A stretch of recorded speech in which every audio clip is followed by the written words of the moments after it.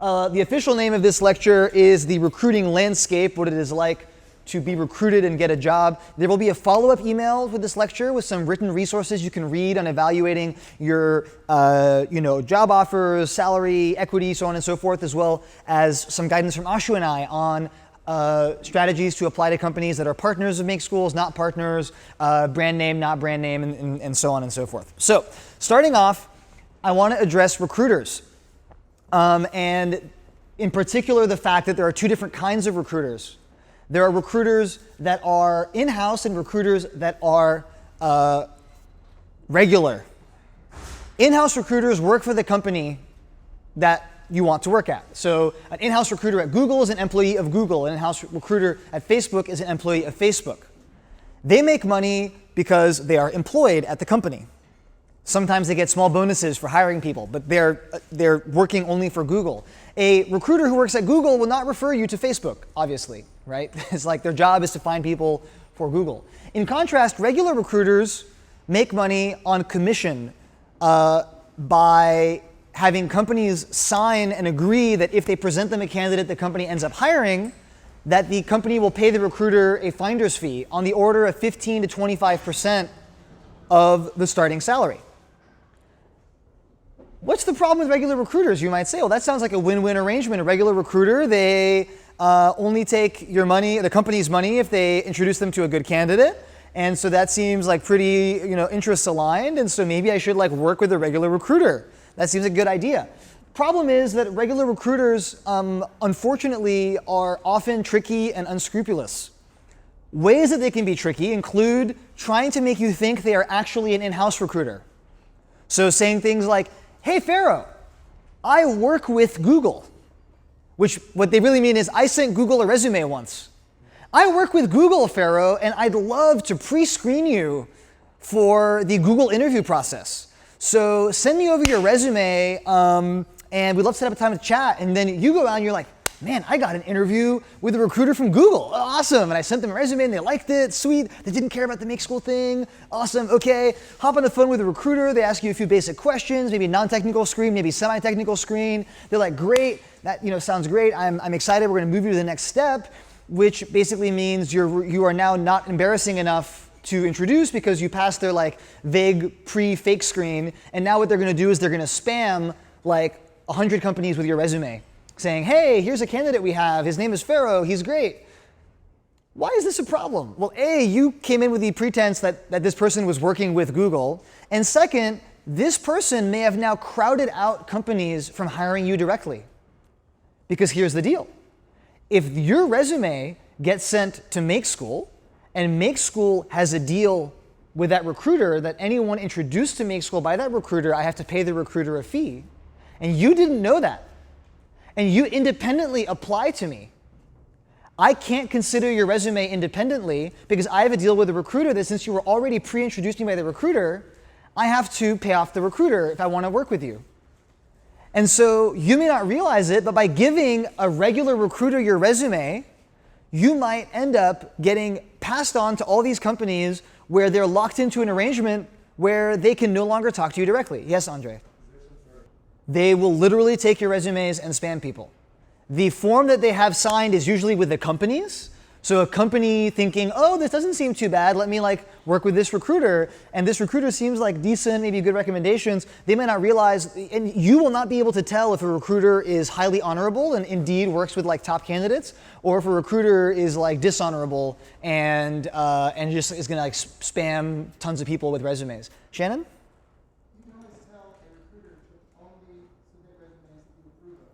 You can tell them that. You should tell them that. But be careful. They're not on average honorable operators in the industry. Yes, Leslie. So the question was, what if your resume is uploaded somewhere online? It is the benefits of doing that far outweigh the risks. Because in-house recruiters who want to pass on your profile, your personal website, whatever it is, really good to have your resume out there. There is a small risk that we haven't seen actually happen yet, that a really unscrupulous recruiter scrapes it and sends it off as if you were someone that they were already working with. That is completely dishonest. Like, they can't even claim, oh, I spoke to this person. Because part of like pre-screening you is to make it more difficult for you to say, wait a second, I didn't know that you were going to tell other people that you were working with me. Because if we hopped on the phone and I asked you some technical questions to pre-screen you as a recruiter, then you can't say that you didn't know that I was going to go off and like introduce you to people, right? But if it was scraped fully online, that'd be 100% dishonest, and I've heard it happening, and it's really uncommon, so I wouldn't worry about it. Now there's a intermediary state, which is a new phenomenon, completely new phenomenon. Alexis can tell you more about this phenomenon. That is the investor in-house recruiter. So recruiters that work with firms like Andreessen Horowitz, with firms like Sequoia and other venture capital firms, they can be trusted. They are good actors in the industry, generally speaking. Their job is to help introduce you to the companies that they've invested in. And so they will behave in a way that the companies like. They have a trusted relationship with companies. They are legit. And then the last gray area is an outside recruiting firm that has a deal with a venture capital company, or actually truly has a deal with a big company. This is rarer, and most of them are lying when they claim it, so you have to be careful. But as a point of anecdote, my girlfriend got her job at Oculus through a firm that Oculus had hired to pre-screen candidates for them that was not an in-house recruiter, not really a regular recruiter. It turned out to be a YC company that was in my batch.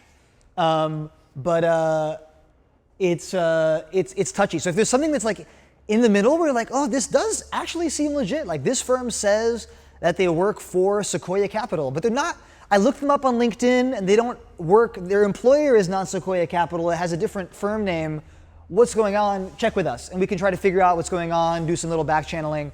But how do you tell? When someone comes to you and says, hey, I'm working with Google. Do you want to do a pre-screen interview? I loved your personal website. How do you know if they really work for Google? Check the email address, right? Duh. If they're blah, blah, blah at superduperrecruitingco.com, then they're not an in-house recruiter. And if you can't tell from that, check their LinkedIn. It's not hard. Google them. Like, just do your very basic research. Am I talking in hypotheticals? No, I'm not talking in hypotheticals. We had several students last year excitedly come tell me, hey, I have an interview with X company, only for me to discover that that was indeed not the case and they'd been duped, and they had a pre-screen with a recruiter that was just going to spam out their resume to people. Or maybe a pre-screen with a recruiter that was going to be honorable, but you can never tell. So the takeaway is, in-house recruiters, thumbs up. Venture capital recruiters, thumbs up. Anyone else, tread with caution. Do not engage, no matter how like attractive it may seem, without checking with us first. And in most cases, you just want to like just say no. Just like be like, thank you so much, but I'm not interested this time. In most cases, regular recruiters are not worth working with. So it's number one. Number two is just some general guidance on offers, repeating what I told you in the opening talk. Do not accept offers over the phone. Do not accept them live in person. Do not accept them without negotiating. Not all companies will allow you to negotiate. Some companies, Make School included, have some formulas internally that dictate the salary that's going to be offered. Many companies will allow you to negotiate. There is no harm in asking. No harm in asking. You are shooting yourselves in the foot if you don't ask. You are shooting yourselves in the foot if you accept live. So what do you mean don't accept live? They made me an offer, we're in person, it's so exciting. You say, thank you so much, I'll get back to you tomorrow. Thank you so much, I'll look over this. Thank you so much, would like to think, just run it by my parents, run it by my significant other, run it by my mentors. We don't have like veto authority over your offers, so you can say you want to run it by us because we are a trusted authority, but it's not, don't make it sound like we can like strike it down or anything. And one that I forgot to put on the slide is don't accept it before you have it in writing. As silly as that sounds. Like, it's kind of would be unusual, but big companies, like one person told you something verbally, someone else said something else in writing, could be a total mistake, right? But you want to get things in writing, make sure that the terms are what you thought they were. A lot of students last year especially had these contract jobs where what was discussed verbally was not what was reflected in writing. And sometimes it was even unintentional, as in the person hiring them was not savvy enough to know that the contract that they had written didn't technically reflect what was said verbally. And so that's just don't accept things before you have them in writing, before you can think about them asynchronously on your own time. and just be very hesitant about any sort of artificial pressure to get you to say yes in the moment. Another problem that arises if you accept live is that you increase the chances you put yourself in a position where you have to go back on your word. And it pains me every time a make school student will go back on their word. Because what happens is usually people know that you're a make school student and I get a phone call. This happened last year, literally. A student went back on their verbal word in terms of accepting an offer from a company, and I got an angry phone call from the CEO being like, what the fuck? What just happened here? You know, you introduced me to the student, I trusted you, your student went back on their word. What's going on? Okay? So what would trigger that? Well, if you said yes live before you got the offer in writing, and by the time you get the offer in writing, another company has already made a counteroffer you didn't expect was coming. Whoops. That's exactly what happened. Student accepted live while another company hadn't gotten back to them yet. Got home that evening, other company got back to them with a better offer. Well, shoot, of course they're going to go with a better offer. Now they have to go back on their word. Should not have put themselves in that position in the first place. Should not have said yes until they had everything in writing. You don't have to say yes until you have full information. And the biggest challenge, and I'm going to try to bring in, who in the room knows who Dave Fontenot is? Okay, so many of you. Dave Fontenot was the creator of the Hackathon Hackers Group, the instigator of the hackathon movement, and ran a company that placed people with exactly your profile into jobs at small startups. That was his like bread and butter. Many people didn't know this. They thought he was just like doing hackathons for fun, but he was actually running it as a business where the best hackers he met at every hackathon, he would onboard and then be a recruiter, but one of the rare good regular recruiters, introduce them to companies, take a cut of their salary. Dave will tell you the biggest challenge for your demographic, so as in young Padawans who know not yet the power that they hold in their hands, is that you have a tendency to accept the first offer that comes your way and to be really afraid to like say no or put it on hold and wait until other ones come in and give it time to negotiate. So I want to prepare you for that moment that's going to come in when you get an offer that is more money than you've ever been offered, but it's still considered to be shitty by Valley standards. Just don't accept it live. Come check with us. Let's try and get other companies in the mix. And the way to get the highest salary offer, if that's what you're optimizing for, is to get multiple counter offers you play off each other. And you cannot play the playing off each other game by accepting one and then going back on it and saying, oh, whoops, no, I got a better offer. You have to do it before you accept anything. You say, hey, so-and-so is matching your offer plus a bonus. Could you give me a bonus too? And see what you can do. Yes, Mike? How common are no competes? It's in the last slide, but that's a very good question. Non-competes, I'll cover it at the end. But the short answer is that they're not enforceable in the state of California. They're illegal. Non-competes are illegal. Yeah. So, and I'll explain what that means later. Yes, Ignat? What's the longest you can hold off from saying yes to an offer? The longest you can hold off to saying yes to an offer is not a defined amount. If they want you and they say, you must get back to us by Friday or else, and you don't, you say, sorry, you got to take the weekend to think about it. I have never seen a case where they wouldn't let you take the job on Monday. But it's theoretically possible that they say, okay, well, I guess we'll go with their second choice, and they say yes, and they crowd you out. So the important thing to know, it's also in a later slide, there are very, very few regulations in the state of California and in the United States in general on offering jobs, firing people, and so on and so forth. So Ignat, listen to the answer to your own question. People can make you an offer and retract them with no consequences, except for their honor and ethics. There is no legal thing that says, I've made you an offer, and then, just kidding. Is that unethical? Yes. Is that illegal? No. I made you an offer, you signed on it, and then tomorrow, before I even make enroll you in our payroll system, I fire you. Is that legal? Yes. You sign an offer, the next day you quit. Is that legal? Yes. Are all those things ethical? Not really. But are there any legal boundaries? No. So someone can make you an offer and say, we've got the spot reserved, take until Friday to think about it. And then on Thursday, email you and say, just kidding, we already filled the position. There's nothing you can do about it. So there's nothing scientific you can really count on, except for companies tend to overemphasize the timelines. So they tend to exaggerate. We need to hear back by Friday, almost always a lie. Almost always.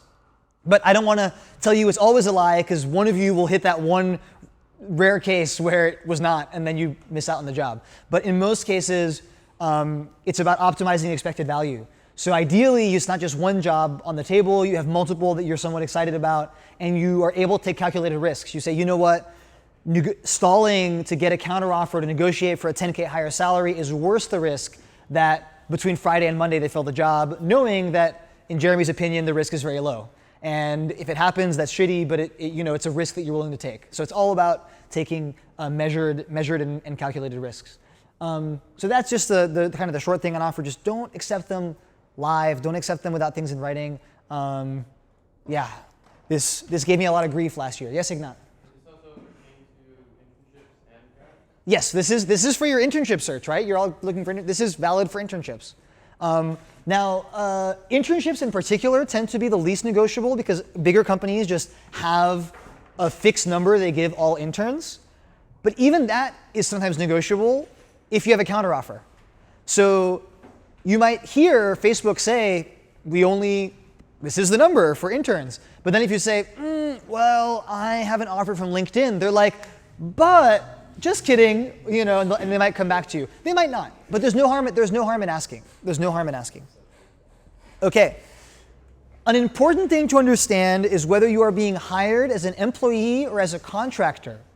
This is a US specific distinction as far as I know, and it outlines two different ways that you can get paid for work that you do that have different laws and regulations around how they are structured, how you are taxed, how the contracts play out. These two categories are being an employee or being a contractor. And if you are, I got it reversed, shoot. If you are a contractor, I need to fix this in the slides before you send it to students. If you're a contractor, you get issued a form by the employer called a 1099 form, which is the form that will be the written record of how much the employer paid you so that you can use that to file your taxes correctly. And if you are an employee, you'll get issued a W-2 form, which is the record of how much you were paid and how many taxes and so on and so forth. So a common shorthand for are you an employee or a contractor is are you 1099 or W-2, 1099 contractor, W-2 employee. Lines are blurry as to which types of jobs fall under which categories, to the degree that there's a lot of cases where companies treat it like it can go both ways. So they'll do what's most convenient for the situation. If the arrangement is maybe more short-term, they might go for a contractor arrangement because it's easier. If their arrangement is more long-term, they might go for a salary arrangement. But there's some jobs where it's very clear that it is an employment relationship. Some jobs where it's very clear that it's a contractor relationship. In general, it's common to lightly break the rules on this for short periods of time. So for short jobs, companies in the Valley, even big ones, even as large as Facebook, will hire people under contractor arrangements where technically, if you are being really strict about it, it looks like it maybe should be an employee relationship. Now, what are the implications of the difference? Well, you can find the criteria to be in other category online, but the main implications are that your employer can make fewer demands on you if you are a contractor. So they have fewer rights. The employer has fewer rights when you're a contractor.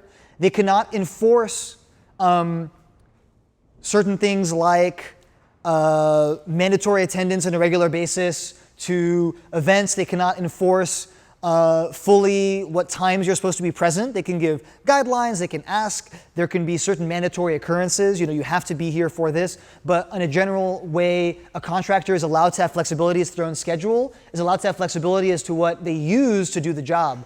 So where this comes into play, it's very relevant to some of you in the back of the room I know are playing with this right now, is that contractors have a lot more flexibility legally to subcontract, meaning to hire someone else to do part of their job, and the employer cannot restrict that, technically speaking.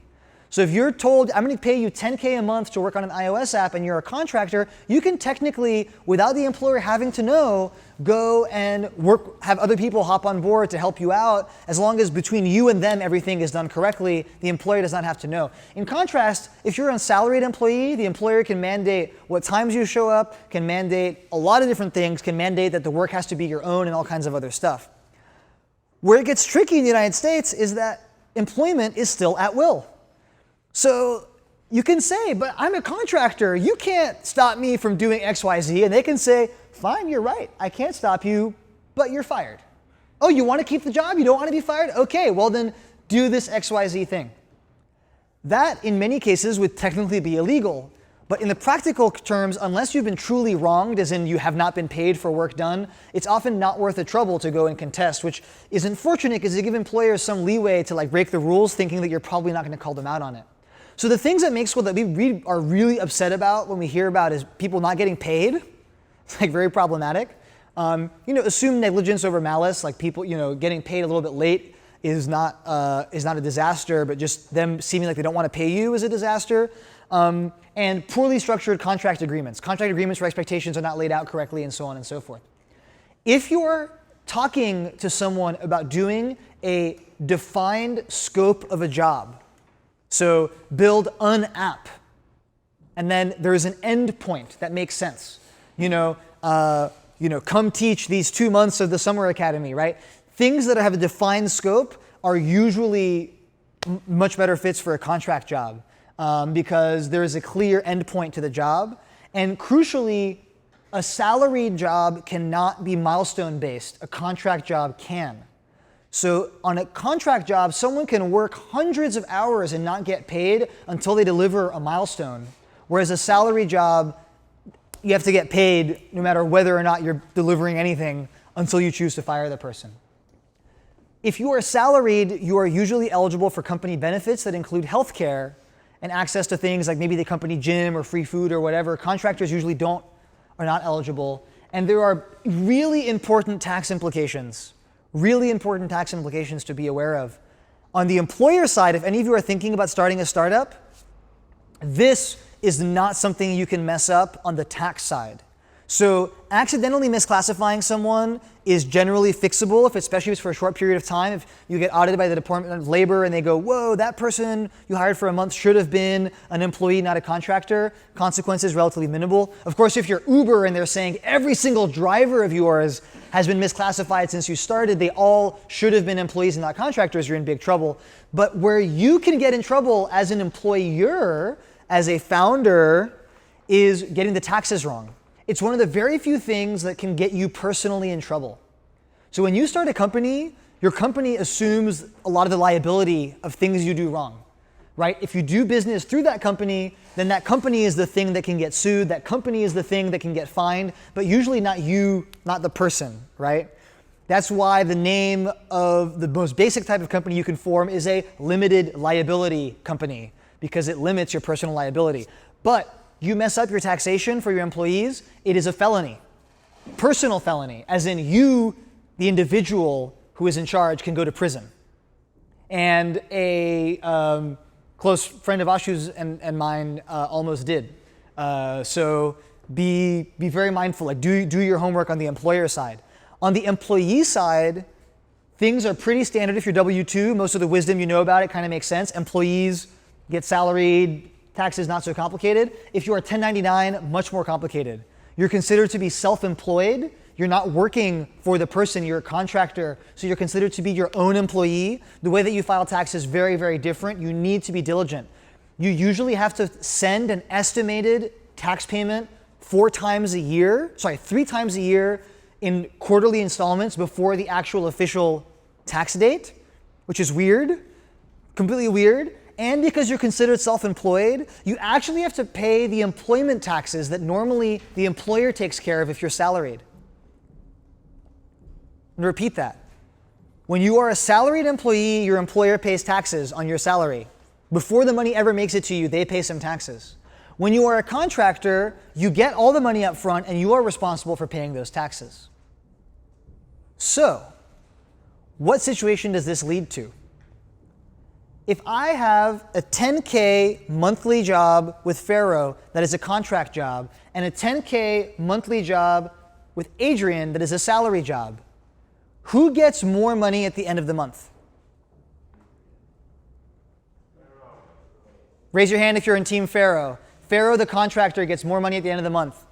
Raise your hand if you're in Team Adrian. Adrian, the salaried employee, gets more money at the end of the month. Yes, Benji?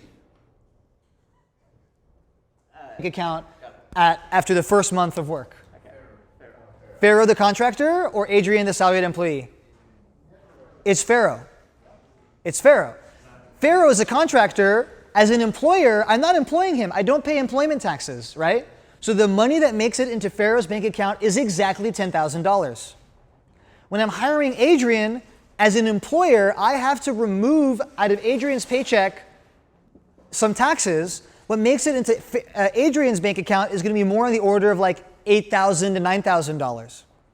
So then Pharaoh goes, whoa, Adrian, I just made like $1,500 more than you. Time to go to Vegas and gamble it all away. Well, then what happens?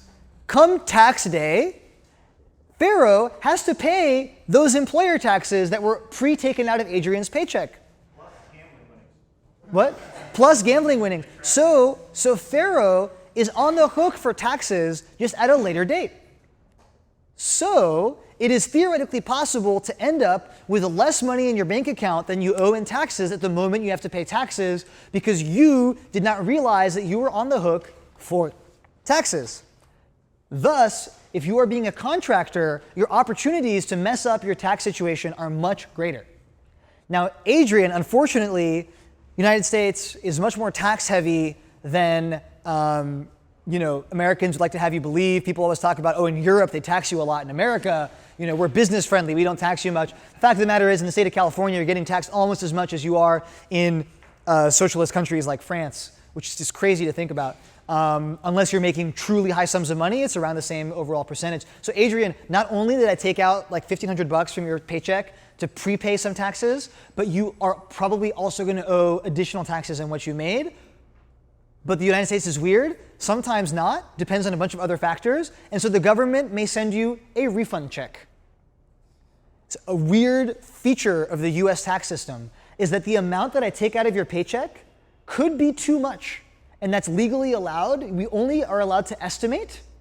So you're going to tell me how much you estimate you're going to pay. I'm going to take that out of your paycheck, send it to the government as the best guess, and then the government's going to run the math after you file your tax return on tax return day in April, and then be like, oh, your employer overpaid, and they might refund you money that you can use to go gamble in Vegas safely, because that's definitely money the government owed you. Or they might tell you, hey, actually, you underpaid by a little bit. Please pay us a bit extra if you get to us on time, no penalties.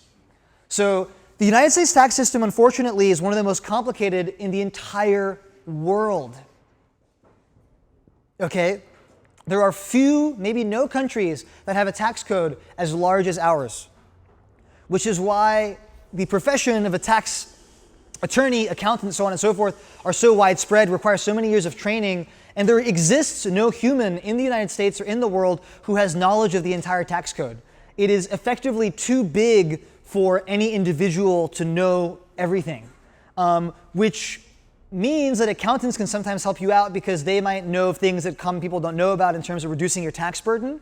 However, I will say my formal recommendation is you should always talk to an accountant for your taxes. My informal recommendation is that if your tax situation is very simple, like all the money you've made, period, is just W-2 salary income, you should be able to file your taxes correctly on your own without many complications. If all the money you made is 1099 contractor income, should also be able to, as long as you read up on your responsibilities. But just be careful. It's something that a lot of people mess up. And for point of anecdote, international students, I told you how little people actually know about their own visa situations, as in most people in the United States on a visa don't understand the actual terms of the visa that they are in the United States under. Most of the people that I have ever hired have estimated incorrectly their tax withholding. So when they enter it in the dashboard when I hire them, most people get it wrong, and I go to them and I'm like, hey, are you sure that that's right? And they're like, oh, I don't know how it works. That's because our team kind of skews young, so a lot of them are doing this for like the second or third time. No one's told them the way it should be done. So a lot of you just are going to get this wrong. Check with me. I'm happy to introduce you to someone who can give you the correct advice. Be careful. Don't mess up your taxes. A lot more to say on this topic, but this is kind of just this is the minimum information you need to know to hopefully have your brain throw a red flag if you run into a situation that seems like it deals with this trade-off. Yes, Ignat? Yes, if the employer turned out not to pay enough, or you have it really is, it depends on your personal situation. And Mike, you bring up a good point. In the state of California, we do have state taxes that are quite high. I think on the order of 8% it can go up to. And so, yeah, high taxation in the state of California. One benefit, by the way, of being a contractor that I didn't mention is that you can deduct work expenses, not always, but in certain cases, from your tax liability. So the way that the government calculates your tax liability is the amount of money you made minus all eligible deductions. And you're allowed to reduce the number on which you are taxed based on certain weird arcane rules. But for example, if you are a contractor and you buy a PC, then that expense you can deduct from your total amount you're supposed to be taxed on if it's for work. And contractors with clever accountants and the right documentation, paper trails, making sure they do their homework correctly, sometimes can even deduct part of their rent because they say that they're self-employed, so it's a home office, and half the square footage of my room in the dorms is actually a desk, so half of my monthly rent is actually for my home office, so I'm going to deduct that. That's not tax advice for me. I'm saying that's a thing that an accountant could advise you on how to do correctly. And if done incorrectly, as in you over-deduct things, the government can audit you and force you to prove with a paper trail that you were right. Coven? How does an employer miscalculate taxes if it's based on a formula? How does the employer miscalculate taxes if it's based on a formula? You provide the employer with your estimate. So oftentimes you could be wrong. It's one thing, because you didn't read the form correctly. And another thing is that the employer doesn't know the full story. The employer doesn't know about changes in your situation that might not be reflected during your employment history. They might not know about other things that you're eligible to deduct. So imagine, for example, that you were like a certain amount of your make school repayment will be eligible as a tax deduction. Unfortunately, because we're not accredited, most of it will not. But some small amount, like the first $4,000 you pay back to make school, you can deduct from your taxes. The employer doesn't know that, right? So at the end of the day, when you factor that into your forms, the government will say, oh, the employer overpaid us taxes because you had this deduction the employer didn't know about. And only you're not supposed to tell the employer about it. And so that's why it's standard for most people to receive a small refund from the government after they file their taxes. So on average, for people in your situation, most cases, the employer will slightly overpay because they're not aware of some small deductions that most people qualify for, but they don't take into account. Also, isn't the tax calculated based on a yearly income? So it's Oh, right. that it's withheld for the whole year, and then if you Yes. Yes. That's an even much more obvious reason. Repeating what Benji said, your tax withholding is calculated off of a yearly income. Since your 6-month internship is a half-yearly income, when the IRS realizes when you file your taxes that you only were employed for half the time, all of a sudden their estimation of what your salary was is off by a factor of 2. So the tax percentage that you're getting taxed on is actually lower than they thought, and so then they'll refund you part of the withholding. Yes? It's a good question. So if your employer does not issue you, I'm going to generalize your question, Hunter. If your employer fails to issue you either a 1099 or a W-2 when they are supposed to, or in the case of a contractor job, if you're getting paid less than $600 then they don't have to, what does that mean? That form is for your convenience only. And for your records, the employer is in trouble if they don't do it, but it does not in any way, shape, or form absolve you of trouble for not filing your taxes correctly. So even if the employer fails to declare anything, fails to send you the right forms, whatever, the government will put the responsibility on you to still have independently correctly calculated how much money you're making and so on and so forth. You're not responsible for the taxes that the employer is supposed to withhold if you are salaried. If they mess that up, that's on them, they can go to prison. But you are responsible for knowing how much money made it into your bank account, even if the employer doesn't send you a form documenting that, because you have access to your own bank account, you should know, right? So you get taxed on how much money entered your bank account, whether or not your employer sends you the right forms at the right time.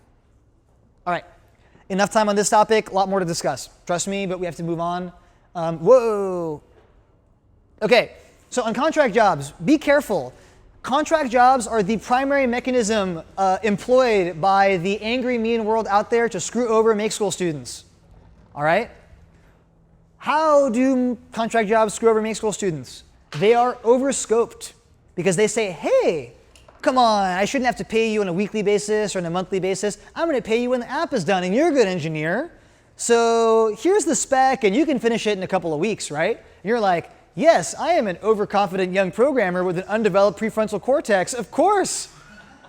Of course I can finish this project in 2 weeks. I'm on board. And then 3 months later, you're not paid. And you've worked a tremendous number of hours and you're not getting paid. A particularly big red flag relevant to some folks in the front and back of the room, which your case may be more nuanced, but a really big red flag is, oh, I hired someone else to work on this project. They spent 6 months on it, but they sucked and made no progress. So I fired them. Can I hire you and can you do it all over again in a month?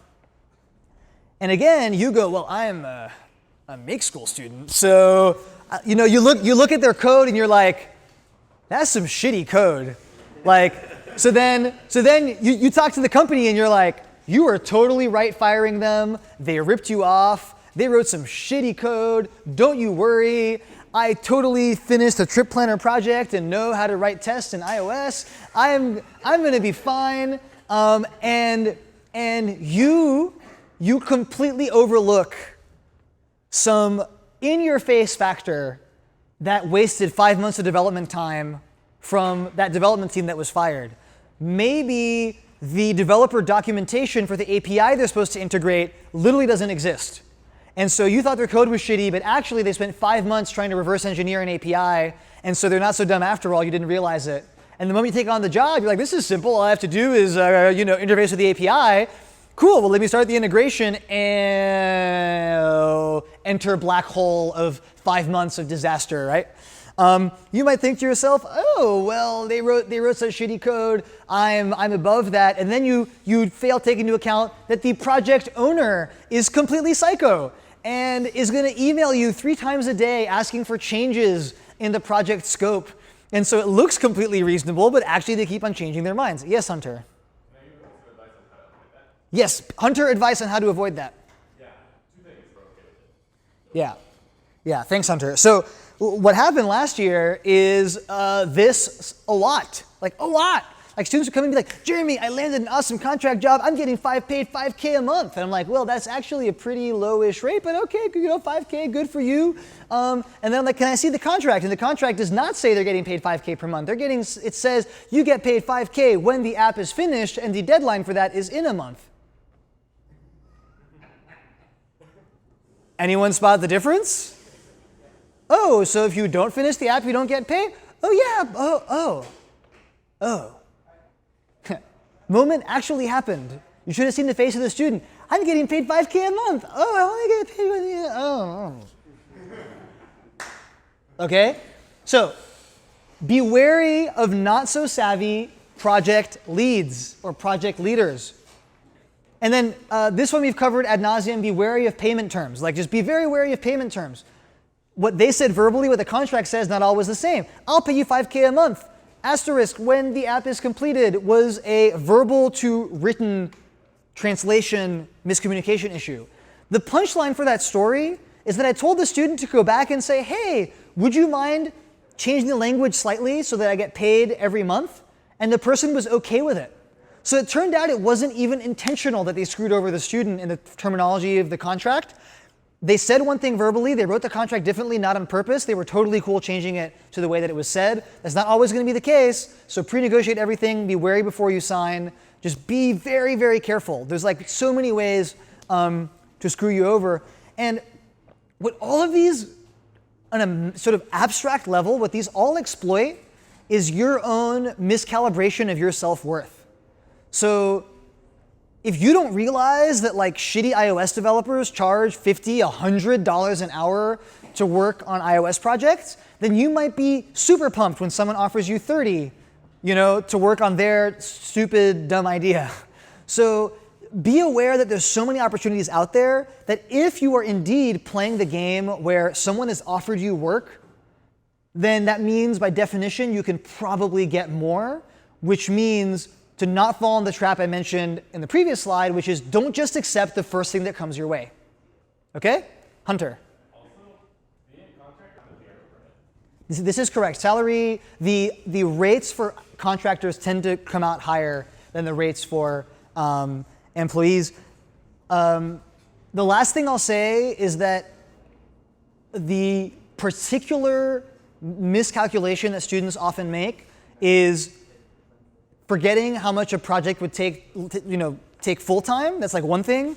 How much a project will take to do part time.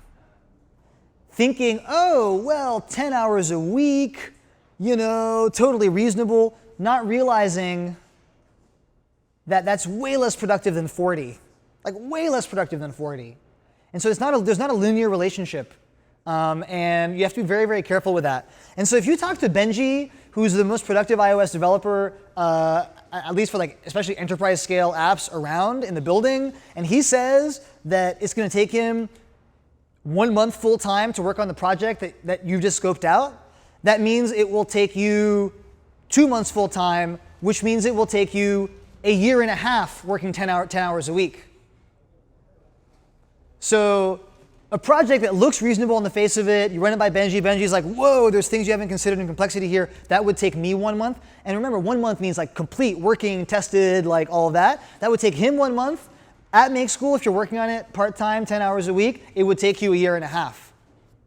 Most of you are not factoring that in correctly when you come to me with your side project ideas. So just factor that in correctly. All right, salaries. Getting paid less than 60K is unusual. It usually means that you are a founder of a company that just no money left. This is annualized salary, by the way, so, yearly equivalent. 60 to 80 is like a really early seed stage startup or somewhere where you're really getting significant equity or some amazing perk that is hard to quantify in salary. So we had a student take a job at an amazing startup in New York City, underpaid him completely, but offered him a one-on-one design mentor, worked with him one-on-one the entire duration of the internship. Went amazing, he loved it. That was what was right for him. 80 to 100K for software engineers, before Series A, so seed stage companies are more legit. They have some money, they're being conservative, there should be some good equity with this. 100 to 120K is more like market rate. New grads, maybe it's 95 to 110. What surprised us is actually that we're seeing a good number of less legit companies offering the highest salaries. So 5-person startups that are working on uninteresting things, that have a few $1 million in seed funding because the valley is kind of crazy like that right now, who are making the highest salaried offers. And so there's a lot of subtle things to consider here. A lot of things to consider here. First of all, you're thinking, well, Make School takes my internship salary, so there's no point in negotiating it higher. You would be wrong for the simple reason this will be served as a benchmark for your next salary. So it's very hard for a company at a similar stage as your last employer to pay you less than your last employer. Of course, if they're at a different stage, less rich, less funded, it's a different story. But your past salary often ends up benchmarking for the future. So it's not obvious, but a 5 to 10K increase in your base salary, even a 5K increase, could mean several hundreds of thousands of dollars of future earnings over your lifetime career. And 5K sounds like so small in the moment, why even argue about that? But it really sets you on a different trajectory. Yes, Mike? To be clear, Well, so you wouldn't by default volunteer it, but if the next company offers you something and it's a good bargaining chip, you say, well, hey Google, Facebook was paying me this much, right? And it's same stage. Obviously, not apples to oranges if it's a small startup and a big company, but if it's two small startups, small startups are making everything up as they go along, so they'll probably take your guidance. You're like, yo, the other YC company that hired me that had the same amount of funding as you paid me this much. Come on, and now I'm full time and I spend another 8 months studying and all these amazing things and have all this work experience. That's a good bargaining chip. So yes, it tends to affect other companies at similar stages as well. Yeah. You make a more nuanced, or you reveal a more nuanced point, which is to not reveal how much you are making up front, because who knows, maybe they were going to offer you even more so you don't want to preemptively anchor it low. Salary negotiations are a whole topic on their own, so I'm not going to be able to cover the full thing right now. I'm just going to say you must negotiate the offer coming in is always lower than the company can afford with very few exceptions. And usually if the company is greater than 20 people, the person who has the authority to give you more money is not a person who feels the impact of having less money as a result. So for you, an extra 5K bump is like potentially life-changing over the course of the next 10 years of career. But if you're talking to the HR manager at a 50-person company, that person's life will be impacted exactly zero by giving you the 5K or not. And so it's very impersonal from their side and very personal from yours, and it's important to remember that, not let that trip you up to be like, no, I feel bad for asking for more money. Don't feel bad for asking for more. If you need guidance on how much to ask for, check with me.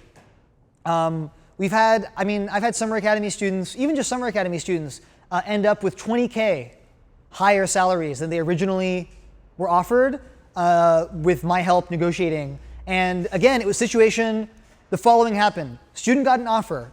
Offer was at 100K a year. Student called her parents. Her parents said, holy shit, that's more than we make, accept the offer immediately. What the hell, Silicon Valley is crazy. She calls me and says, Jeremy, I got an offer. My parents say, accept immediately, don't negotiate, don't say anything. And I'm like, yo, pause, break, negotiate. But why? It's so much money, I feel bad, they're nice, I like them so much in the interview process, how can I ask them for more? No, ask for more, no harm. They'll say no, no big deal.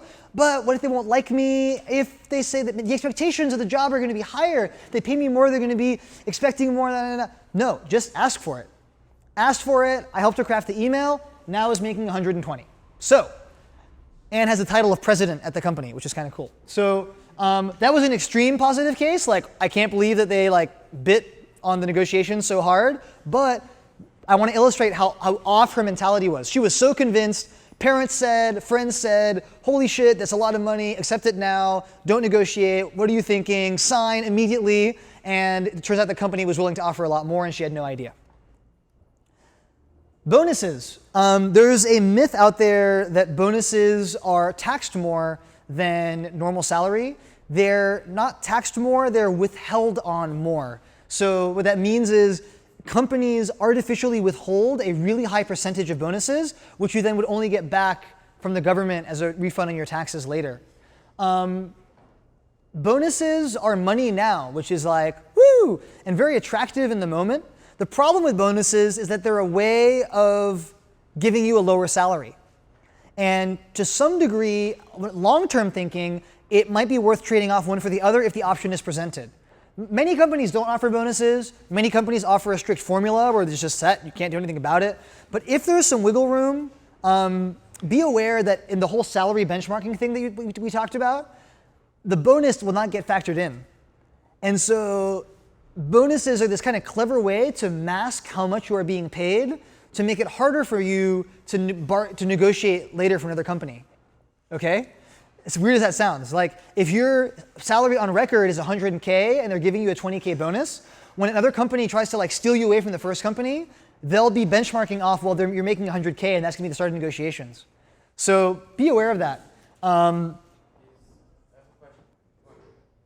Well, you can't say you're making 120, that's unethical, that's a lie. You're making 100 and you got a 20K bonus. Now, if they're regular bonuses that are regimented, you can talk to them and say, hey, well, by the way, that company's kind of weird. They give me a 10K bonus every year. It's basically part of my salary. Can you match that?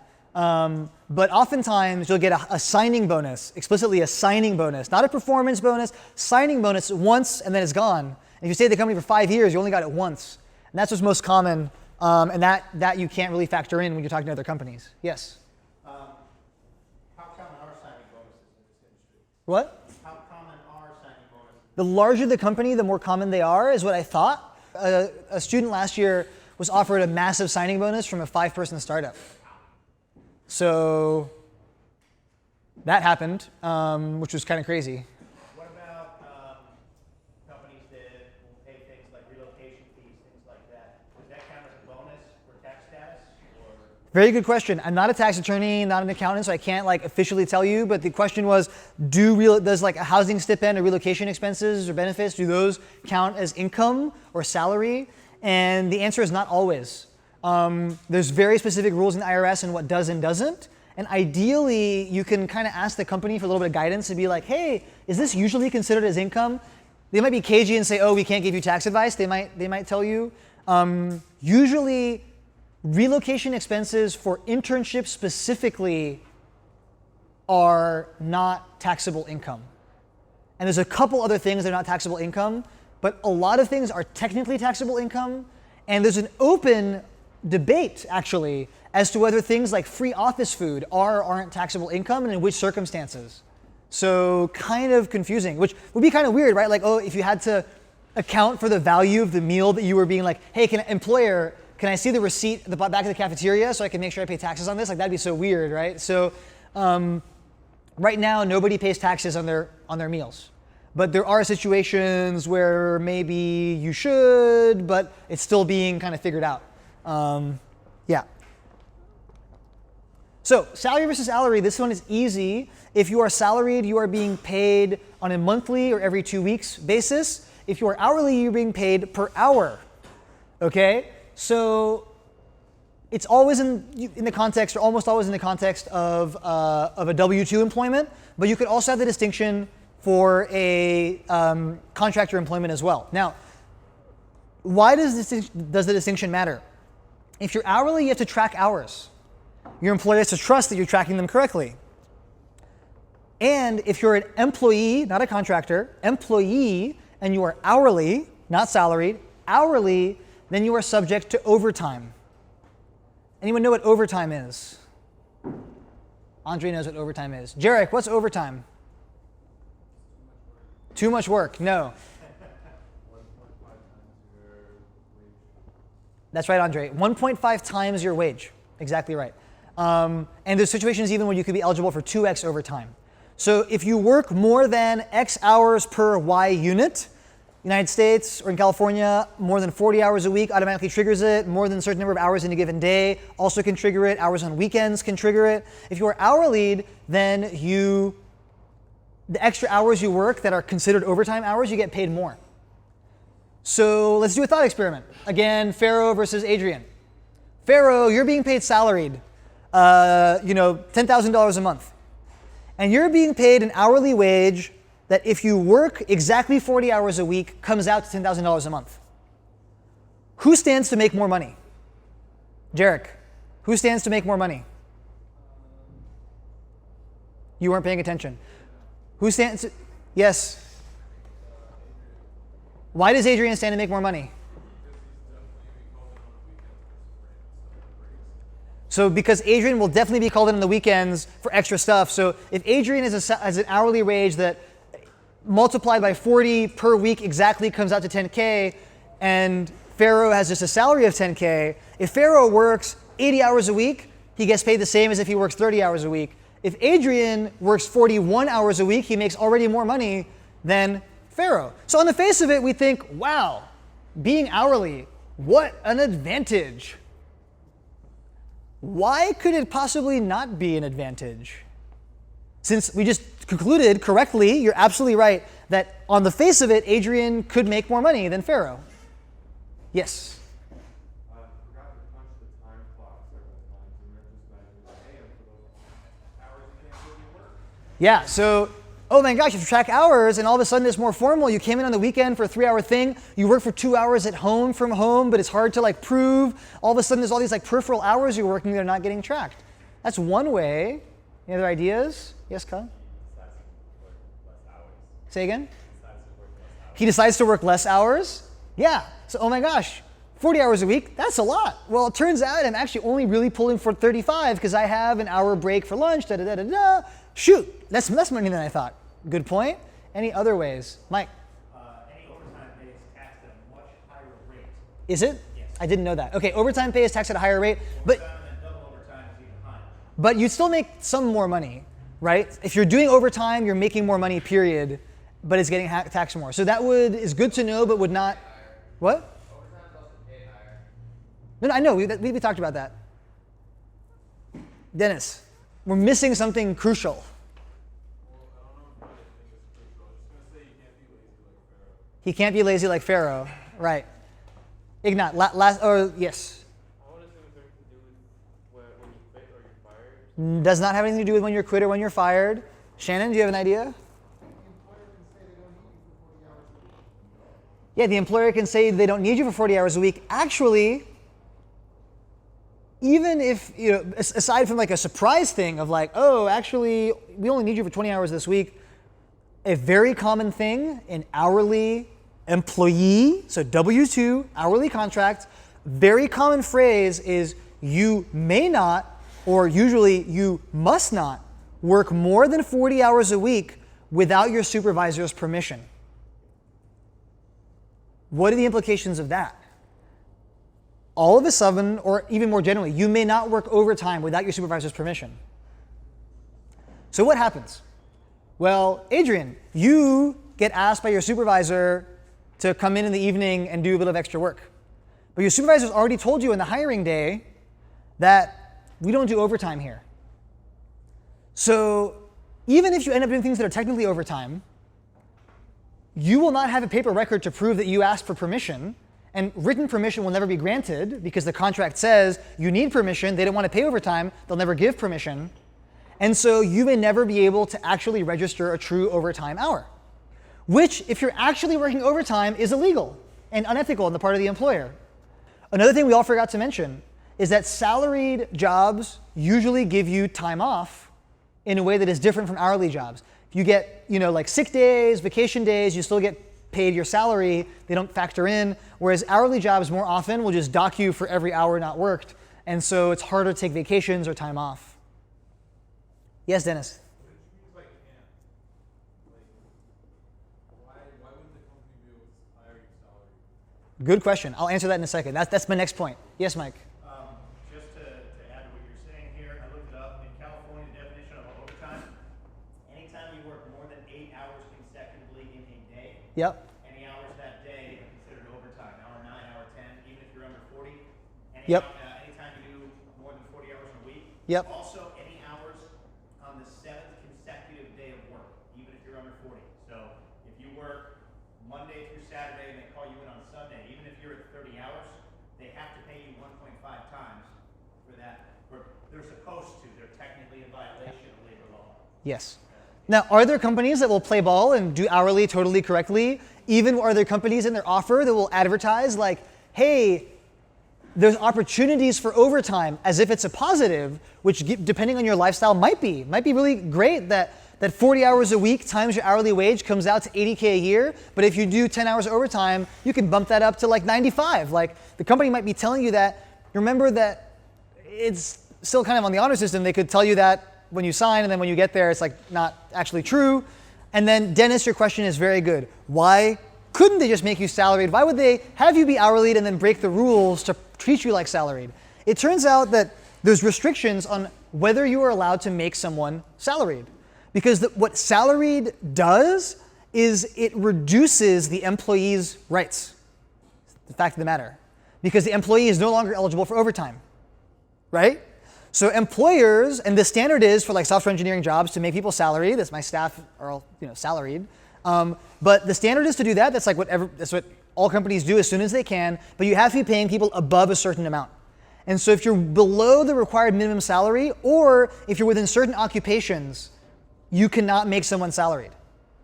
So they have to be hourly. And if they have to be hourly, they have to report hours, track hours, and it's really complicated. Yes, Tyler? Are there any combination jobs? Jobs where you're salaried for a certain basis and then hourly, extra hours are paid? Not that I'm aware of. Yeah.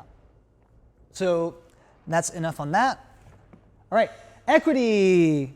So that's often part of an offer, can be offered to contractors as well. Does not have to be just for salaried employees, is most often only offered for W-2 employees, not for contractors, but that's not a hard requirement. 25% plus, co-founder status. 10%, 25%, kind of an unusual, uncanny valley.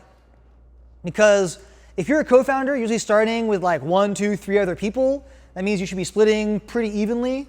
So it's unusual for there to be 10 to 25%. It happens. Maybe the 3 co-founders are like machine learning PhDs and amazingly like have patents, and the 4th co-founder is like a great designer, but maybe they decide that they're not going to split evenly, and so the designer gets less or something. But typically, with co-founders, you go even split. And so 10 to 25% is kind of this unusual, uncanny valley. It's too big, considered too big to be giving to early employees, and too small usually for co-founders. 5 to 10% equity is what you see when companies hire executives.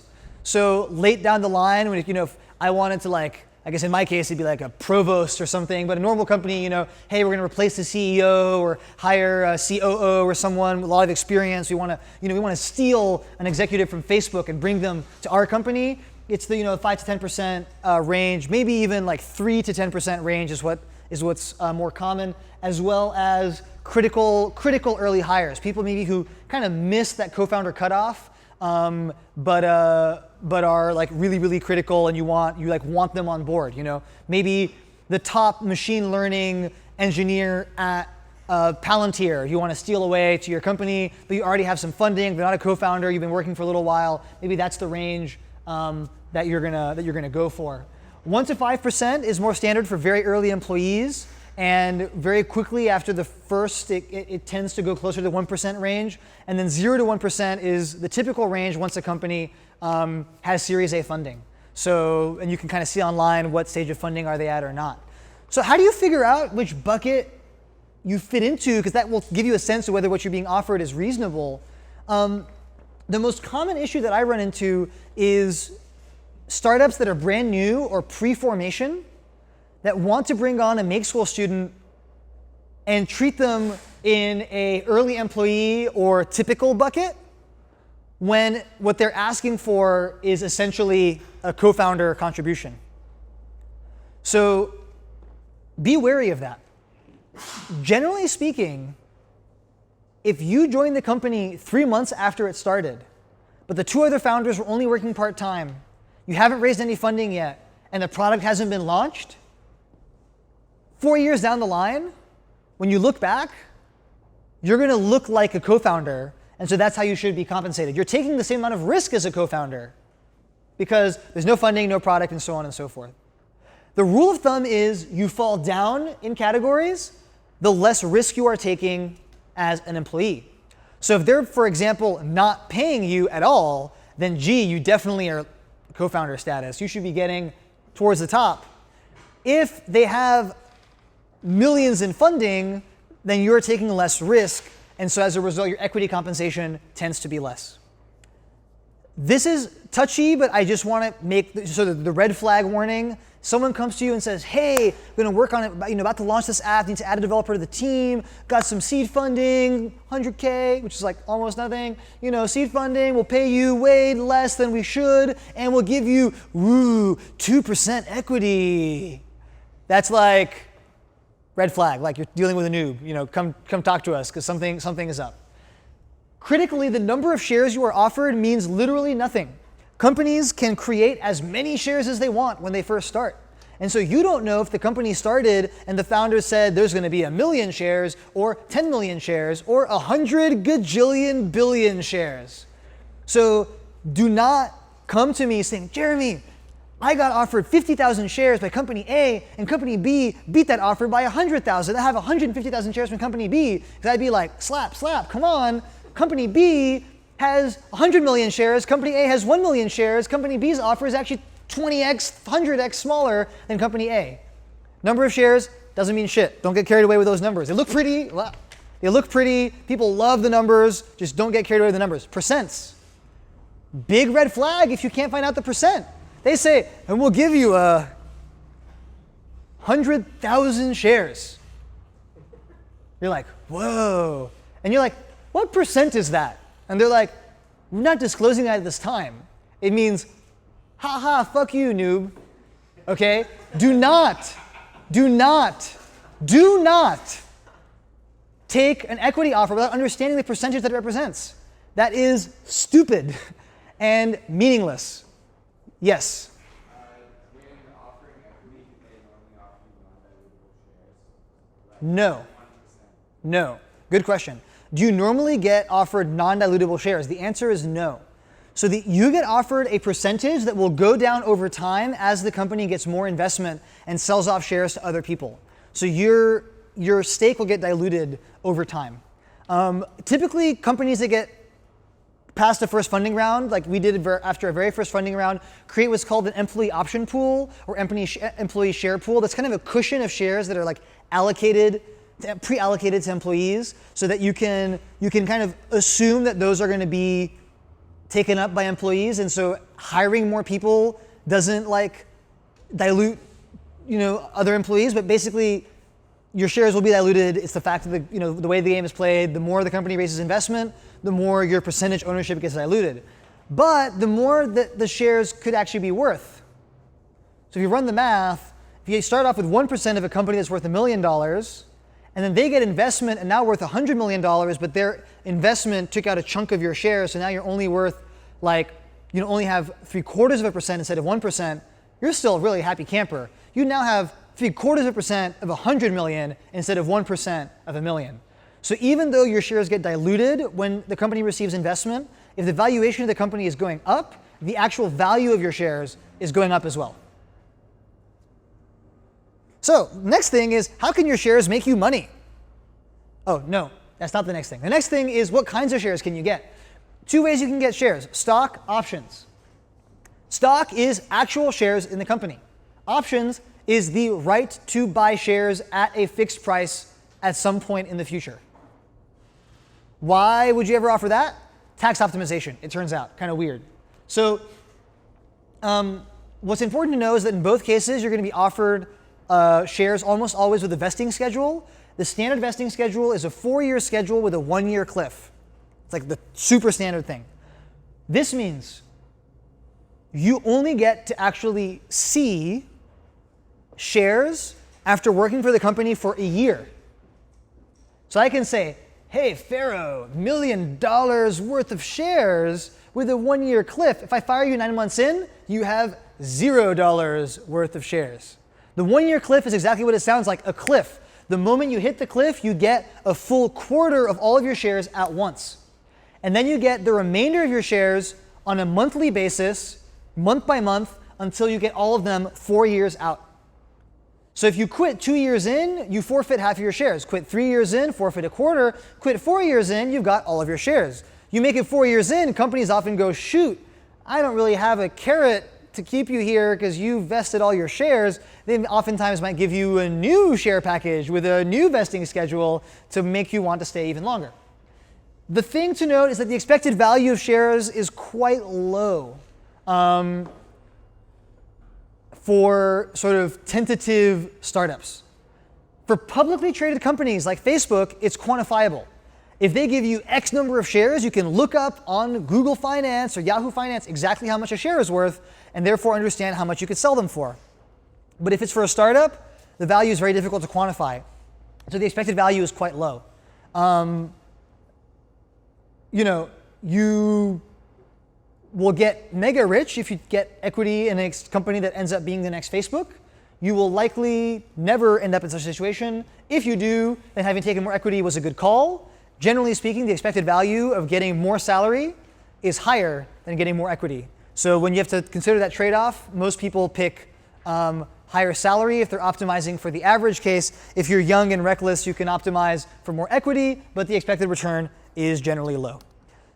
How can equity actually make you money is not obvious to a lot of people. First, it requires what's called a liquidity event, meaning the shares turn into dollars. This typically only happens when the company is sold to another company or when the company goes IPO, and very rarely when the company raises a new round of investment and the new investors want to buy out some of the existing shareholders. Okay? I've encountered people in the wild just don't know. Like employed people don't know. If you get an option, you get the right to buy shares at a fixed price. Okay. So, Jarek, you have the option to buy 1 million shares at $1 per share. Cool. I'm selling my company to Facebook for $3 a share. How much money are you going to make? $2 million, because it's between the spread of what you had to pay versus what you received. You had to pay $1, you received 3. But wait, you have to pay $1? Do you have $1 million on hand, Jarek? Uh-oh. So now you have to go and like get a loan from someone, which places do this, get a loan just in time to pay your option, what's called the strike price, so you can get that payoff. Oh, but guess what, Jarek? I forgot to mention, sorry. These options, they expire 30 days after you quit unless you buy them. Standard for most companies, 30 to 90 days. So you think you have options at a great company, you quit, and now they're saying, well, if you want those shares, they all go poof unless you pay us for them within N number of days of quitting. Holy shit. That sounds like a terrible deal. If it does sound like a terrible deal, it's because often it is. What's worse? Hey, Jarek, the company is being sold for 50 cents a share, and your strike price is $1 a share. What does that mean?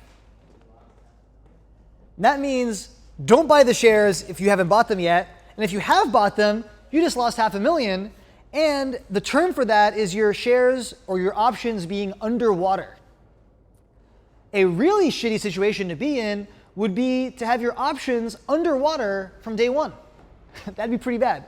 So it's to your advantage to understand what's the strike price of my shares, what percentage of the company do they represent, what is the valuation of the company, and from those pieces of information you can infer the current value of each share, and thus find out whether, at least on paper, you're getting them at the same value that they are worth, or less, or more. But also remember,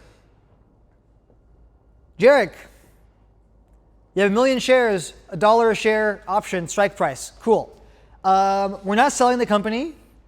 We're not going IPO. Instead, we're taking a massive investment from a bunch of private investors in China. They're going to buy another like 10% of the company for $100 million. So the company is now worth $1 billion. Congratulations, Jarek. The company you work at is now a unicorn. It is worth $1 billion. What does this mean for your shares? They're theoretically worth a lot of money, but for something to be worth money, what has to be true about it? Technically speaking, you have to be able to get the money. If you can't sell them, then you can't get the money, then they're worth something on paper that they're not worth in practice.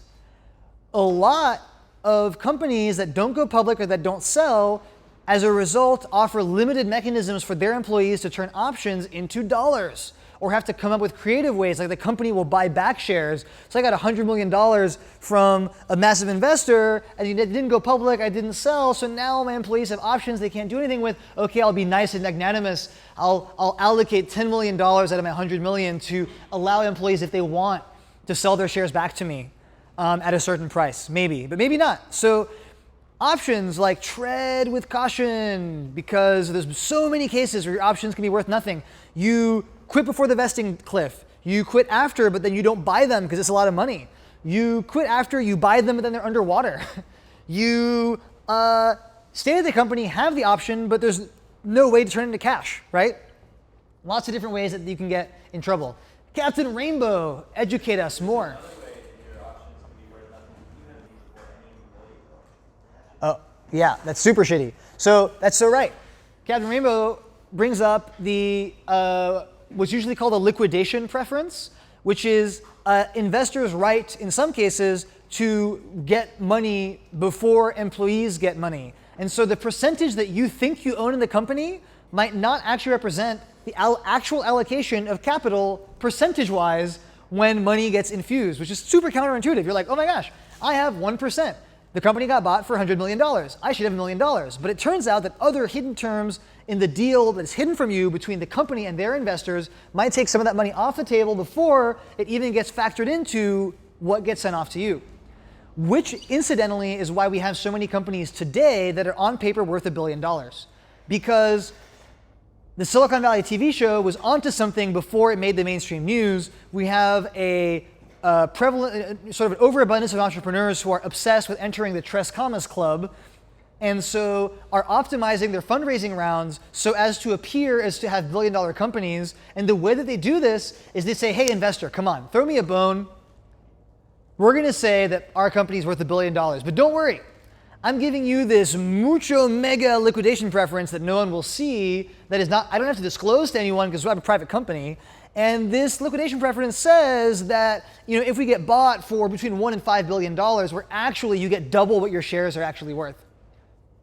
So on paper, we'll say that I'm worth $1 billion with great press. I'll be able to hire cool people because I want to work at $1 billion company. Be awesome. Employee morale will be high. Behind the scenes, we're structuring it in such a way that really screws everyone over. And in reality, I'm only worth $500 million, right?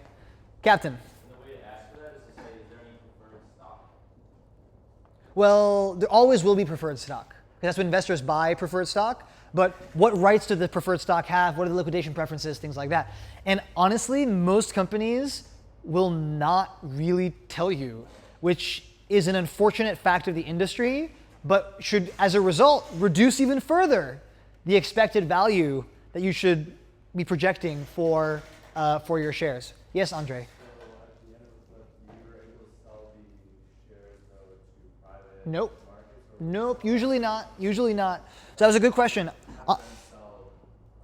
Andre says, hey, after my 1 year cliff, I can get the shares now because I've a 1 year cliff, I get a quarter. That means I can sell them privately. Like, well, what if my dad wants some shares? Maybe my dad can pay me and can buy off the shares. Turns out your stock purchase agreement is going to have all sorts of clauses saying, can't transfer this. Can't transfer. So you can't transfer. If you can't transfer, you can't sell. So what happens, you have all these secondary markets that have found creative ways to buy them off you. So they'll be like, I'll give you money now against the promise of when you can sell them, you will sell them, but the money will come to us. Pinky swear? Right? So it's weird. It's weird, but you generally cannot sell your stock privately.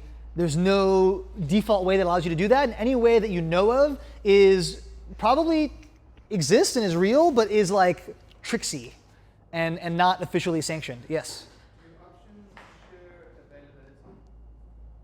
Meaning if you have the option to buy 1 million shares that ensure that there's 1 million shares there for you to buy, yes. But, there's all sorts of other ways you can get screwed that are not in the scope of this lecture. But, 1 million shares of type A shares, which would be in your contract on day one, but 5 years later, on day one when you signed it, type A shares were great. And then 5 years later, unbeknownst to you, they created type B and C, which have a superior priority to type A, and you didn't even realize that type A is now the second class shares. That kind of stuff can happen. It is actually what happened in the early days of Facebook. So they had a co-founder who they'd kind of messed up their vesting schedules, right? Had a co-founder, they were like, oh, co-founder has way too much equity. Let's buy him out. Co-founder was like, I'm not selling my shares in Facebook.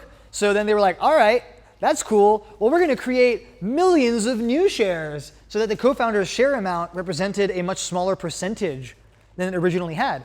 Oh, you have 1 million shares out of our 10 million shares in the company? That's cute. Just create 90 million more. Now you have 1 million shares out of 100. So now you went from 10% to 1%.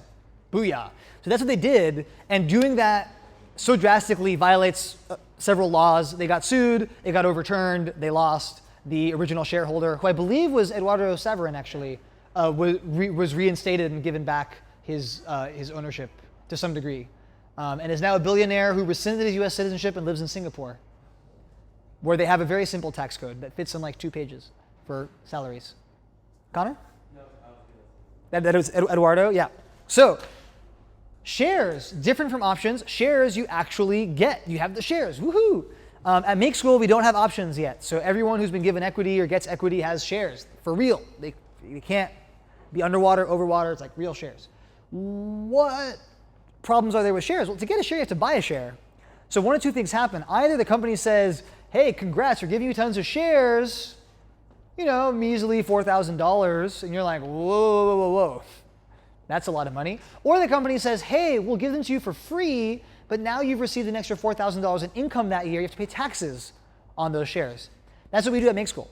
So we give our employees shares for free. In exchange, they understand that they're getting a good deal by not having to pay. But since it's a gift of a certain amount, they have to pay taxes on that income. So the year that they get hired, they pay a little bit extra in taxes.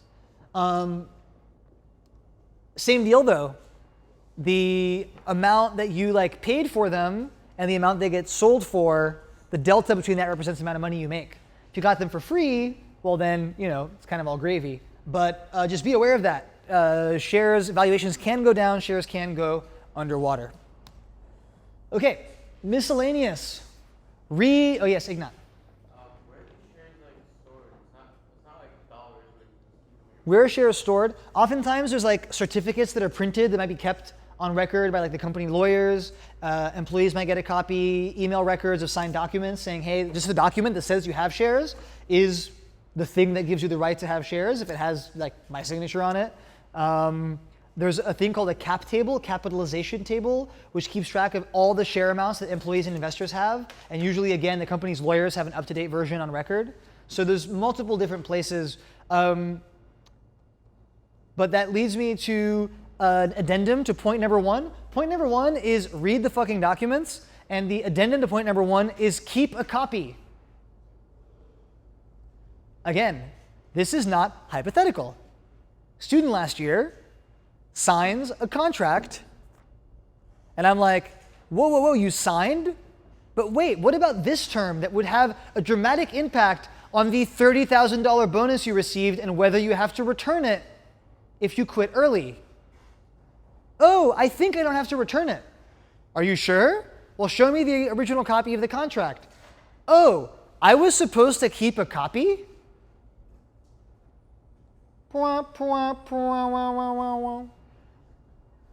What happens if you don't keep a copy of the contract? Employers can lose copies of contracts. Employers can intentionally lose copies of contracts. It happens.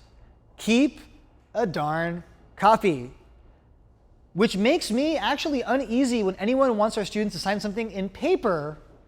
Because nowadays, 21st century, come on, I haven't touched a printer in like years. It should be PDFs that we e-sign, if at all possible. But if you're getting something in paper, copy it. Keep a copy. Even just like take photos with your phone if you have to. Keep a darn copy. My mom has a story that I think we edited out of the video because it's like super juicy, whatever, but she'll come in and tell you about it in person.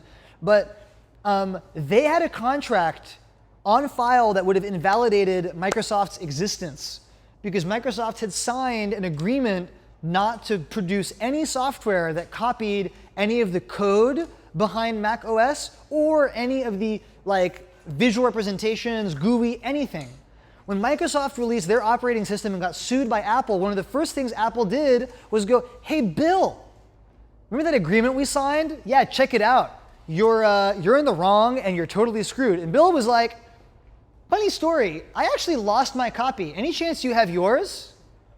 I'll let my mom tell the rest of the story, but it goes something like, we spent 3 all-nighters going through all of our filing cabinets, could not find our copy, and thus Microsoft exists. Keep a fucking copy. Yes, Connor. Didn't Microsoft give Apple money to sniff? Many years later. Many years later. Many years later, when the government saw the writing on the Microsoft saw the writing on the wall, they were getting so big that they feared the government would sue them and try to bust them into multiple different companies through an antitrust lawsuit. Totally different topic. If you want to know what that is, just Google antitrust. So to ensure that they would not be the only competitor in the market, they invested in their own competitor so that the government would not get them in trouble. Super interesting. And which led to this crazy moment in Apple keynote where Steve Jobs was like, and now I'd like to introduce our newest valued partner, Bill Gates, on a video chat. And everyone in the keynote was like, the fuck? Yeah. So that was memorable. So read the documents. Read the documents. Read the documents. Don't skim them, read them. Contracts are code written in the English language. There are contracts that are well architectured. There are contracts that are shittily architectured. In contracts, you can define variables with definitions that you can reference later in the contract. You can define functions that have inputs and outputs that you can reference later in the contract. You can break apart clauses into subsections with different cases, try catch statements, if else statements. All right? You can read contracts because they are code written in the English language. You can often spot bugs in contracts, as some of you have in our enrollment agreement. Contracts are language and code. You can decipher it, read the contract. What is standard? Now this touches upon a question you asked way long ago. Confidentiality agreements, standard. If you get asked to sign a confidentiality agreement, it says, hey, keep all our company's information confidential. That is normal. Like, that's not weird. So if you get a confidentiality agreement in the mail or by email, you see it, you're like, oh, it's standard. What do? Read it. Don't sign it, read it. Just because it has a title that I'm telling you is standard does not mean that the contents is standard. They might have put in all kinds of crazy stuff in there. But generally speaking, standard confidentiality agreements are standard, acceptable. Invention assignment agreements, yes, Ignat? A bug or something. If you see a bug, you... Can you just take out a pen, toss it out, and then mail it back to them? Or That's a really good question. So if you get a document and you're like, haha, sneaksy, I'm going to change stuff in the middle and then sign it at the end and not say anything, and they're going to sign it back, and that's going to be legit. That is considered to be unethical and might be overturned in court because, yeah, that's not, I mean, maybe not, you could probably get away with it, honestly, because you'd be like, what do you mean you didn't read the contract after I sent it back? Not a good move, not a good look, don't do that. Talk to them about it. Say, hey, I think I spotted an error, right? Or if you're not sure, talk to me about it. I'll look at it, confirm, like, yeah, that's a mistake, and then we can fix it. Now, invention assignment agreements are required also for employers. Hunter, what happens if you forget to sign an invention assignment agreement with someone you subcontract to? What? You cannot? No, it's not a liability issue. Jared, let's hypothetically imagine a weird scenario where you are subcontracting a job to Darian. All right?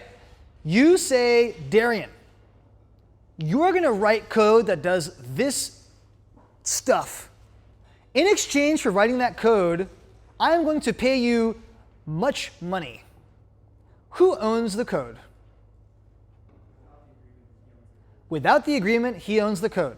It's a bizarre quirk of the American employment law and legal system that the act of paying money in exchange for receiving code does not actually give the person who paid the money ownership of the code. Some of you in the audience should be having mild oh shit moments right now because some of you have probably paid someone else for code and never had them sign an invention assignment agreement.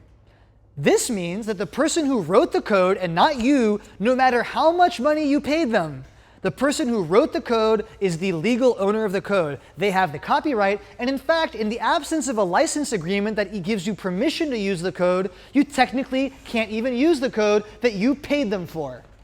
What the hell? An invention assignment agreement is required to ensure that the person who wrote the code and got paid for it no longer owns the code, but instead the person who paid for it owns the code.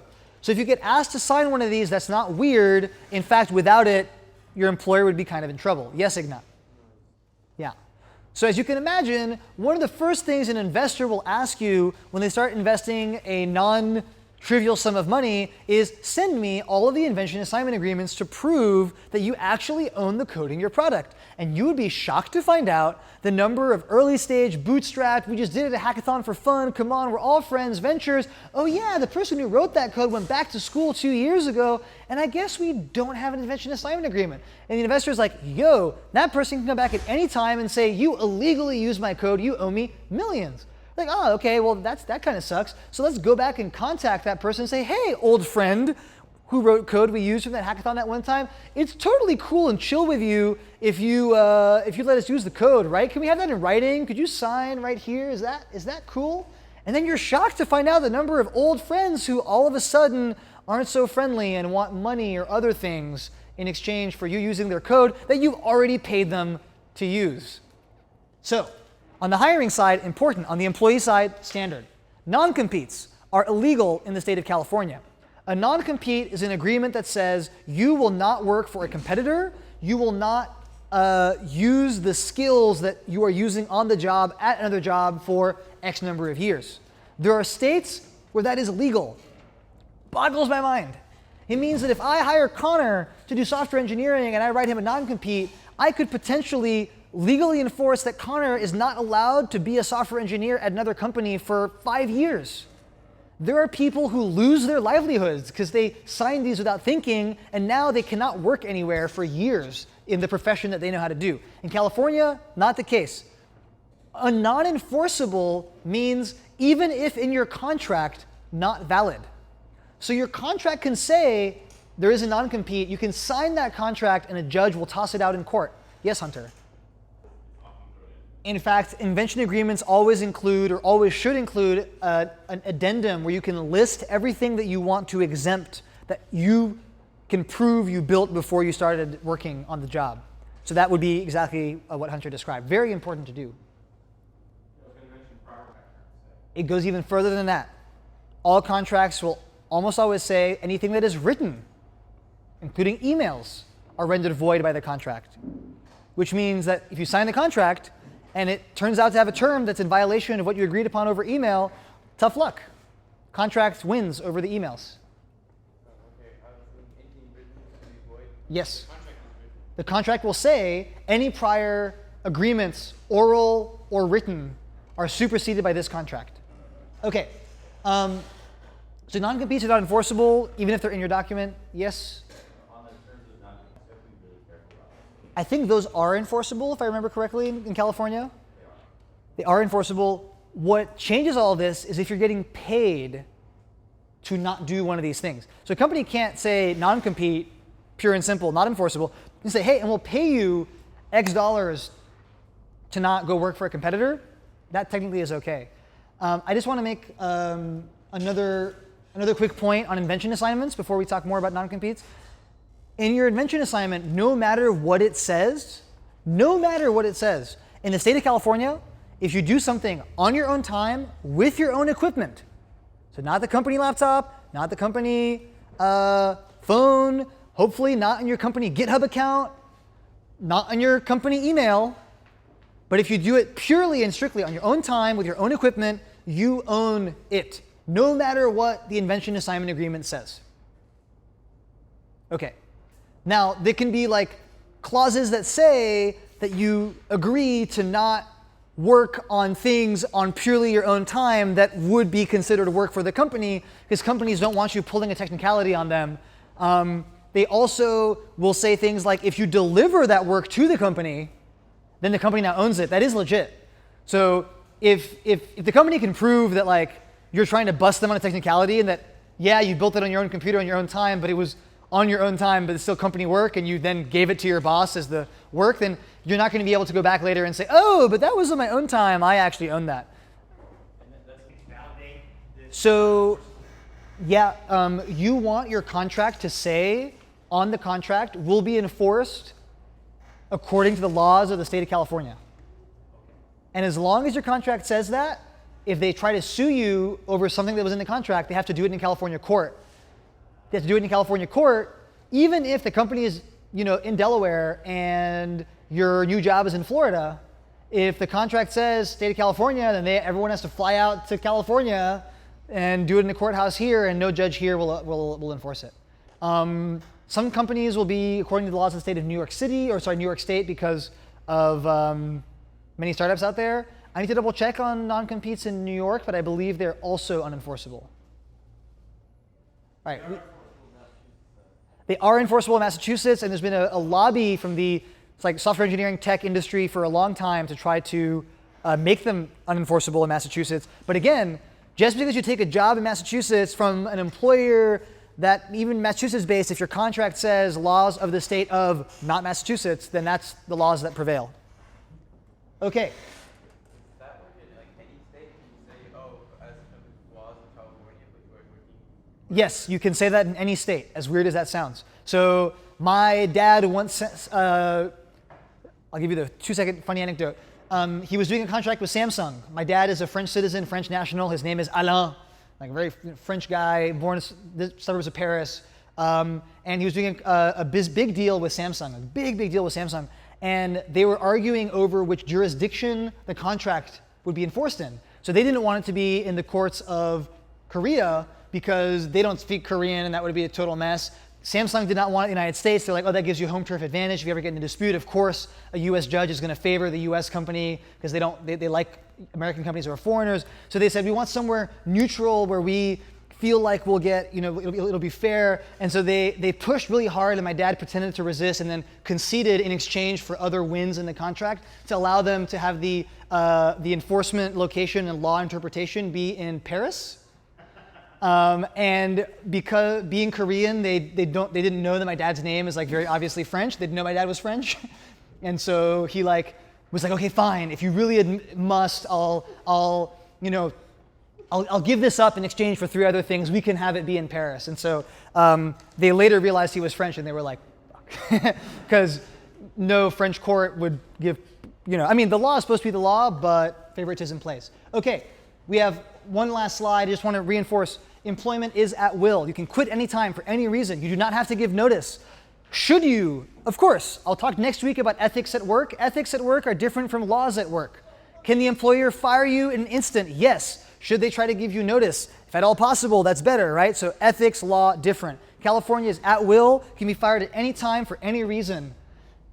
The caveat to that is if you feel that you were fired for an illegal reason, which is usually because you are part of a protected class and you were fired for being part of that class, then you might have a claim to say, whoa, that was not legit. If you think you were fired because of your gender, if you think you were fired because of your race, if you think you were fired because of your mental health or other health status, and then contentious, unfortunately, in the United States is that it's not ubiquitous that your sexual orientation is a protected class, and I believe it can even vary by city right now. So laws are inconsistent, very, very unfortunately.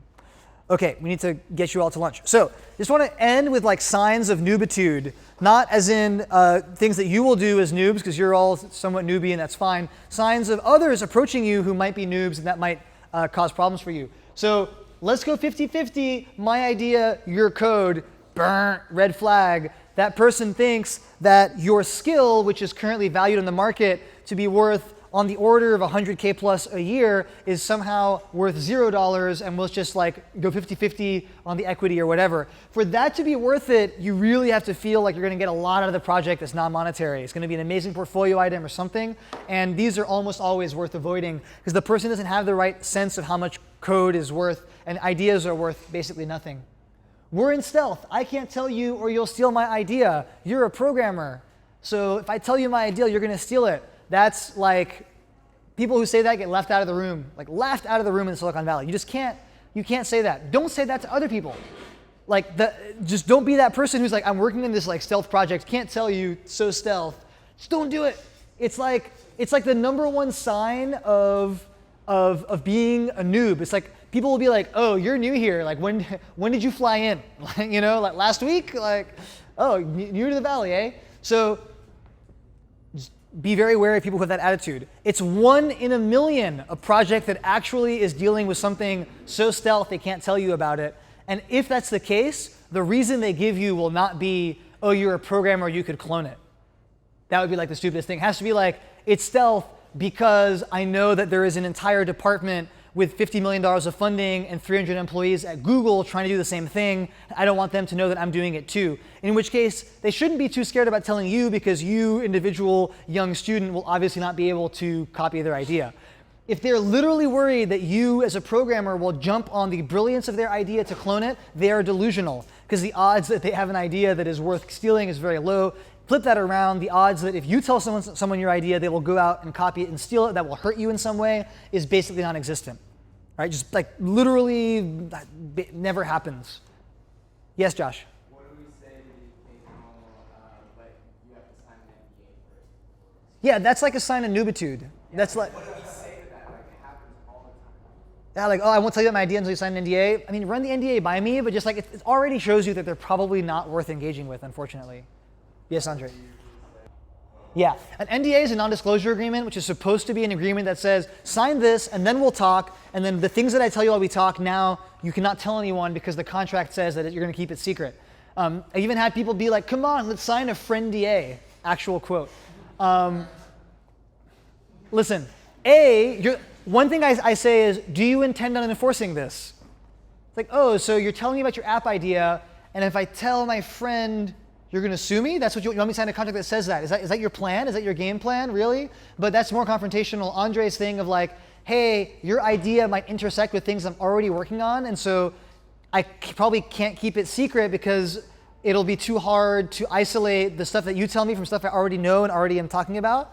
The fact of the matter is, Josh, anyone who asks you to sign an NDA in 999 out of 1,000 cases, when you finally sit down to tell you stuff, you're going to be like, oh yeah, I saw 4 of these at a hackathon last weekend. I really have to get to my last couple points. Offering C-level or founder positions where it doesn't make sense. Hey, young Padawan, come be my CEO. That's a red flag. Come be my CTO. Like, really? But I'm like, I've just been programming for like 2 years. Yeah, come on, we're gonna make it rich. It's a variant of the let's go 50-50. They're like, let's go 50-50, I'll be the business person, you write the code, but don't worry, it's legit, you can be the CTO. That's like, whoa there. Oh, you can be my co-founder. Like, oh, but you haven't really met me yet. What do you mean I can be your co-founder? Like, let's talk first. And then generally non-enforceable provisions in contracts. On the one hand, they're not enforceable. So, okay, why does it matter to have a non-enforceable provision? On the other hand, it shows that the person writing you the contract is not aware of the fact that they wrote a contract that is not legally enforceable. So it's not that it's an issue in itself from a legal perspective, it's that it's a signal that the person you're dealing with is unsophisticated or not savvy and likely to maybe cause problems down the line. Okay? The last thing I'll say is that on contract jobs, a really simple way to get screwed is, despite what anything says, you just don't get paid. And then what you're going to do? It's a big hassle. So when you are getting employed by someone who is not reputable, ask for references. This is like the last thing I want to leave you with. Ask for references. You think they're interviewing me, but if they're not a known name or they don't have known backers that kind of vouch for them by proxy, if they're not Y Combinator backed or funded by someone that you know probably is legit and has vouched for them, ask for references. That's so cool. Can I see past projects you worked on? Mind if I talk to someone that's worked with you before? I mean, gee, you want me to be your CTO? I want to talk to your last CTO.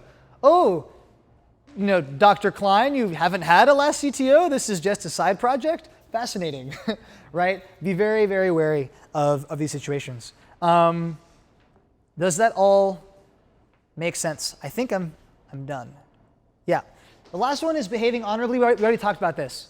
Don't commit to something and then go back on it. I get angry phone calls. It looks bad for you. Looks bad for us. Looks bad for us. Don't do it. Don't edit contracts in the middle and be sneaky. And anytime you feel like you're getting away with something on a technicality, you're like, well, it's technically legal to sign a contract and then quit the next day, is a moment you should be like, am I acting unethically? So just please behave honorably. Any questions? All right. Cool. I want to end with a parting question. How many successful startups have the core team working part-time? Basically none. Like, basically doesn't exist. So, when that doctor or lawyer or whatever reaches out to you and says, hey, I have a startup, and I have a full-time medical practice, but on the side, I'm reinventing the way that we socially send photos. Can you work on my startup? Oh, you're in school, no big deal. 10 hours a week, totally cool, we're gonna make this startup successful together. So because it's gonna be successful, let me give you more equity than cash. You should be going, hey, cash, equity is gonna be worthless, nothing will ever succeed working part-time, and this person is delusional. So if you're working on any sort of venture where the core people are part-time, it is not real until they go full-time. So what is a natural question to ask in those situations? When are you going full-time? Important to know. Okie dokie. Enough said for now. Cut into lunch. I'm so sorry. Let's just say look out for the follow-up email with more information. For the first few of you, like run stuff by me. I might delegate out to someone else on the team, but run stuff by me before signing, just so I can like read the contract with you and maybe with your consent, make it a teachable moment if you end up encountering something that is messed up like I was talking about in this presentation. Okay? All right, nom nom nom.